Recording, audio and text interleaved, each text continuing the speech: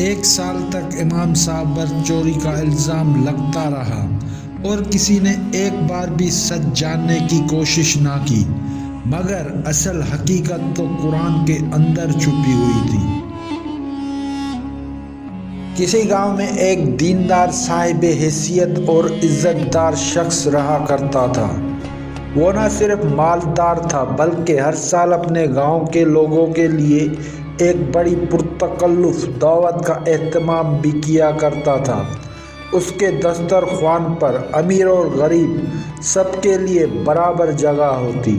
وہ یہ سب صرف رسم کے طور پر نہیں بلکہ ثواب، محبت اور خیر خواہی کے جذبے سے کرتا تھا۔ ایک سال اس نے سوچا کہ اس بار دعوت کچھ خاص ہو، کیوں نہ مسجد کے امام صاحب کو بھی مدعو کیا جائے۔ امام صاحب نہایت نیک، با علم اور باوقار انسان تھے۔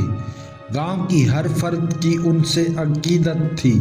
جب انہیں دعوت دی گئی تو انہوں نے مسکرا کر فوراً قبول کر لیا۔ جب دعوت کا دن آیا، لوگ بڑی تعداد میں جمع ہوئے۔ سب نے مل جل کر کھانے کا لطف اٹھایا۔ امام صاحب بھی وقت پر تشریف لائے، سب سے محبت سے ملے، کھانا کھایا، دعائیں دی اور جانے لگے، مگر جاتے ہوئے ان کی نظر کمرے کے ایک کونے میں رکھی کچھ رقم پر پڑی۔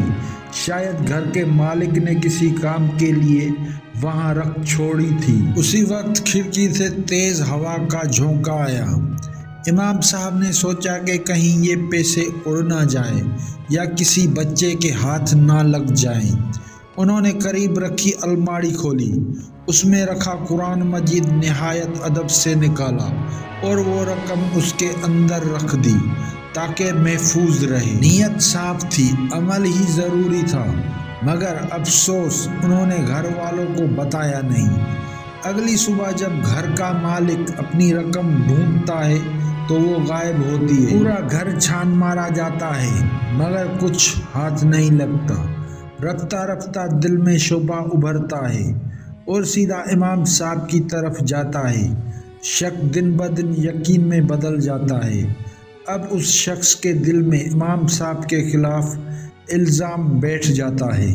جب بھی امام صاحب گلی میں ملتے ہیں، سلام کرتے ہیں، حال چال پوچھتے ہیں، وہ شخص بے رخی سے منہ پھیر لیتا ہے۔ امام صاحب ہر بار نرمی سے پوچھتے ہیں، خیریت ہے بھائی؟ مگر جواب میں صرف خاموشی ملتی ہے۔ پورا سال یہی چلتا رہا۔ امام صاحب نے نہ شکایت کی، نہ گلا، نہ صفائی دی، نہ تعلق توڑا۔ وہ ہمیشہ کی طرح مسجد میں امامت کرتے رہے، بچوں کو قرآن پڑھاتے رہے جیسے کچھ ہوا ہی نہ ہو۔ پھر اگلا سال آیا۔ حسب روایت دوبارہ دعوت کا اہتمام ہوا۔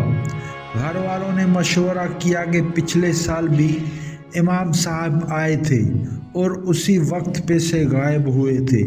اس بار پھر بلاتے ہیں، دیکھتے ہیں کیا ہوتا ہے، شاید انہیں شرمندگی بھی ہو۔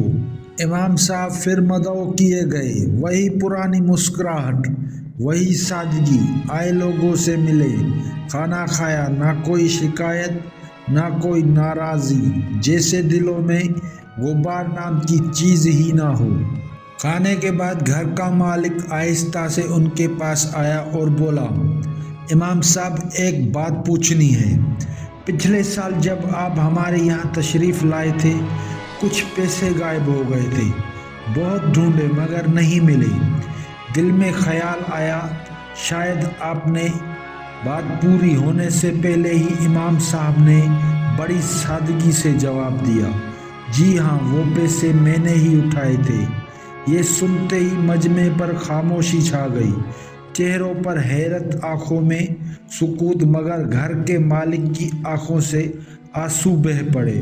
وہ فوراً امام صاحب کے ہاتھ پکڑ کر رونے لگا، ہمیں معاف کر دیجیے امام صاحب، ہم نے آپ پر شک کیا، برا گمان رکھا، آپ جیسے پرہیزگار انسان کو چور سمجھا۔ امام صاحب کی آنکھوں میں بھی آنسو آ گئے مگر افسوس کے آنسو۔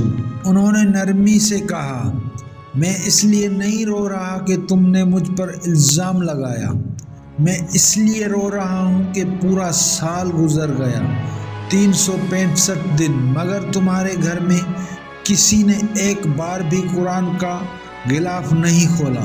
اگر تم نے ایک ہی بار اسے کھولا ہوتا تو وہ رقم تمہیں اس میں رکھی مل جاتی، مگر افسوس قرآن تمہارے گھر میں صرف تبرک اور زینت بن کر رہ گیا، رہنمائی کا ذریعہ نہیں۔ یہ کہہ کر وہ خاموش ہو گئے۔ فضا میں سناٹا پھیل گیا، سب کی نظریں جھک گئی، دلوں میں صرف قرآن کی عظمت اور امام صاحب کی خاموش صدا گونجتی رہ گئی۔